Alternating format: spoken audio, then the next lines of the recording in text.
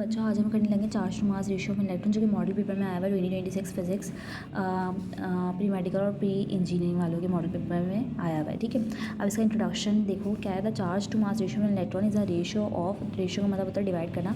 तो जो charge to mass ratio of electron का वो क्या है, रेशियो है इसका इलेक्ट्रॉन चार्ज का उसके मास से। An electron has a negatively charge particle, electron क्या होता है एक नेगेटिवली चार्ज पार्टिकल होता है and has a very small mass, इसका मास बहुत ज़्यादा स्मॉल होता है। Its charge to mass ratio is very high, लेकिन इसका जो चार्ज टू मास रेशियो होता है वो बहुत ज़्यादा क्या होता है, हाई होता है। The value of EM in physics is very important and was first measured by J. Thomson using cathode ray experiment। ठीक है, आपने इसका इंट्रोडक्शन प्रिपेयर कर लिया। अब उसके बाद आपने क्या करना है, आपके पास आ गया क्या, कैलकुलेशन की हेडिंग आ गई। ठीक है, चार्ज टू मास रेशियो में इलेक्ट्रॉन की कैलकुलेशन की हेडिंग आ गई। The electron enter in the magnetic field, जब एक इलेक्ट्रॉन एंटर होता है मैग्नेटिक फील्ड में तो ये जो मैग्नेटिक फोर्स है वो क्या नाम है, इलेक्ट्रॉन को मूव करवाते हैं सर्कुलर पाथ में। ठीक है ना, तो एज अ रिजल्ट क्या होता है, कोई भी चीज़ अगर गोल दायरे में घूम रही है उसके बाद सेंटीमीटर फोर्स आ गया, तो इस केस में मैग्नेटिक फील्ड FCB के बराबर जाएगी इन सेंटीमीटर फोर्स के। तो आपको पता है मैग्नेटिक फोर्स किसके बराबर है, QAB sin थीटा, और ये क्या नाम है MV² अपॉन आर। और यहाँ पे आपको पता है थीटा 90 डिग्री और sin 90 की वैल्यू होती है 1।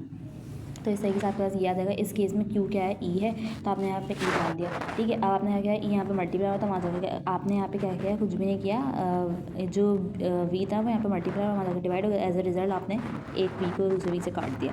फिर आपके पास ये क्या बच गया, E बच गया। आप charge to mass ratio calculate कर रहे थे तो आपने M को यहाँ पे लाना था, तो M यहाँ पे मल्टीप्लाई होकर वहाँ जाकर डिवाइड हो गया, ये मल्टीप्लाई होता है नीचे यहाँ पे डिवाइड हो गया।